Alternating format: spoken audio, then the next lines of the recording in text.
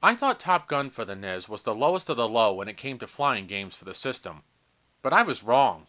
Flight of the Intruder somehow managed to go below even my lowered expectations and become the worst flying game I've ever played on the system. So anyway, let's get into it. Flight of the Intruder for the NES. Right from the start, the graphics really suck. Now I'm not expecting miracles here, but even the opening title screen looks weak. So apparently the movie in this game was based on a novel by Stephen Kuntz. Seeing how bad this game looks though, I'm surprised Kuntz let them put his name on it.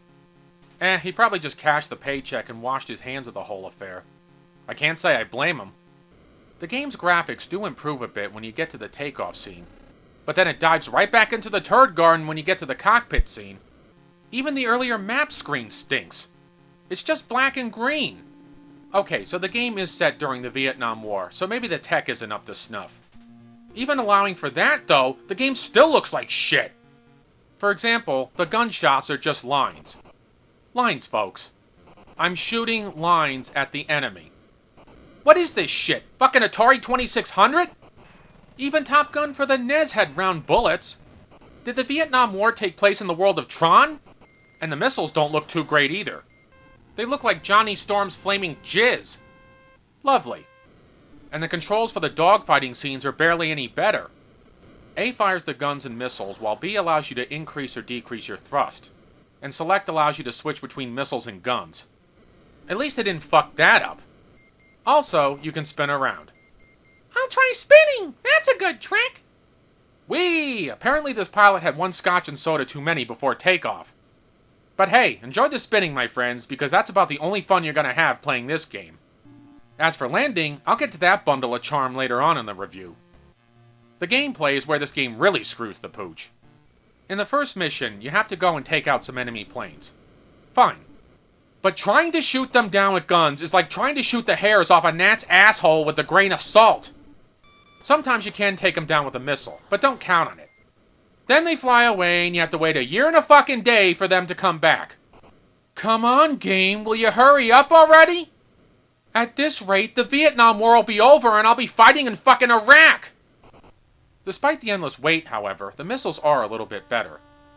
You get 3 of them and sometimes you can even get a hit. Even so, sometimes you get a missile lock just by pure chance. Is it too late for me to review the porn version of this game? Flight of the Anal Intruder? One nice little touch, though, is that your guns can overheat if you fire them too much. That's pretty realistic. Never mind the infinite ammo for your guns. I guess realism stretches only so far in this game. Anyway, moving on, as you can well imagine, this level gets very boring very fast. Plus you have a fuel limit, so you can't take forever to shoot these enemies down. But guess what? They don't clearly mark the fuel gauge, even though they clearly mark the horizon indicator. Would it have been so hard for them to put an E and an F on this thing? I guess so, seeing how they fucked almost everything else up. Also, this constant reminder of enemy threatened area gets real old real fast. Every 2 seconds this fucking thing pops up on the screen. Yes, I got it, Chief. Thank you. You don't have to remind me every 2 seconds.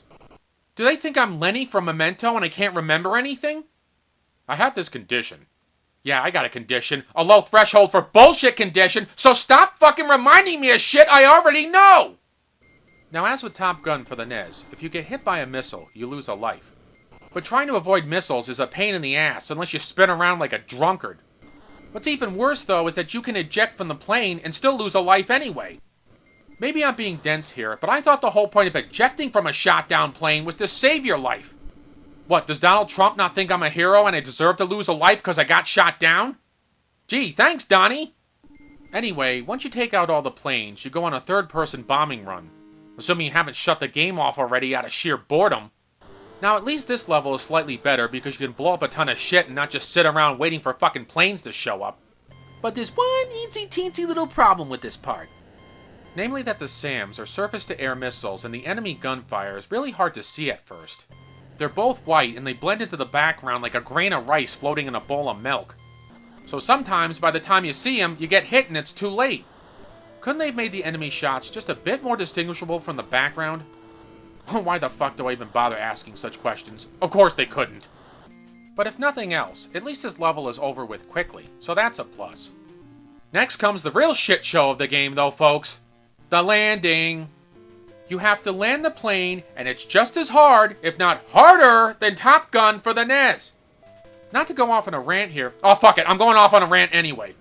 Why do game designers dump shit like this into games for kids? Are they fucking sadists? Do they like torturing 10-year-olds? Why not make landing optional or like a bonus game? Because just like Top Gun, if you crash the plane, you lose a life. Or here's a fucking crazy idea. Don't put it in the game at all. For Christ's sakes, most of us who played games like this as kids didn't turn out to be pilots. So again, why fucking put it in there? Fucking cunts on high. And while I'm at it, why did they make landing so difficult?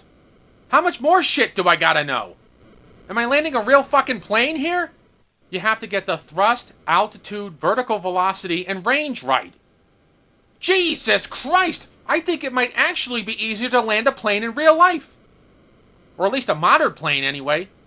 As far as I can recall, the only NES game that did landing right was Laser Invasion. And that was only because the helicopter pretty much landed itself. About the only good thing I can say about landing is that if you miss the carrier but don't crash, you can try again. Now you might think this is a blessing, but trust me, it's not. Because you can just keep on fucking up over and over and over again. This game is a shit Twinkie! Imagine eating a Twinkie and instead of getting tasty cream filling, you get a mouthful of creamy shit. That's this game to a T. I feel like Sisyphus rolling that rock up the hill just to have it come back down again, and I push it up again, and it rolls down again, on and on for eternity. Frankly, at this point, I'd rather crash the fucking plane and move on to the next level. After the landing, you get your score and your rank. Oh look, my rank is Seaman.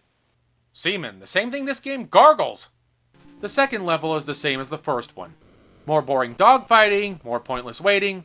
You get the idea. The game does have one other small positive, however. If you lose all your lives, you can continue. Though why anyone would want to continue on with this game is beyond me. Moving on to the music, there's one title theme. And it's pretty shitty. Here, listen.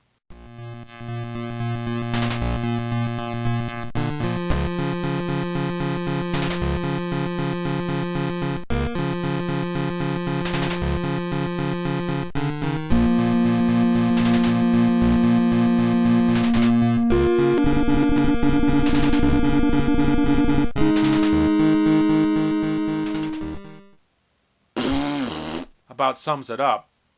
By the second level, I had had enough and tapped out.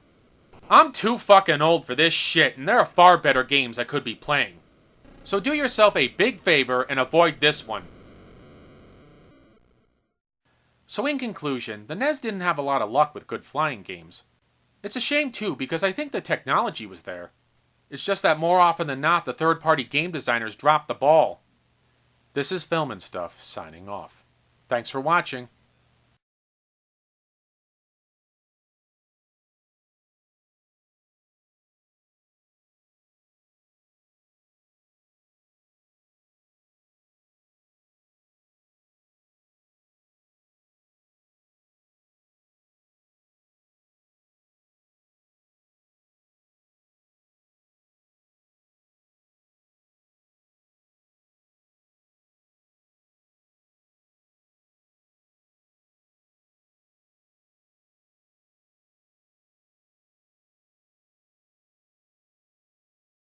This game is a shit Twinkie!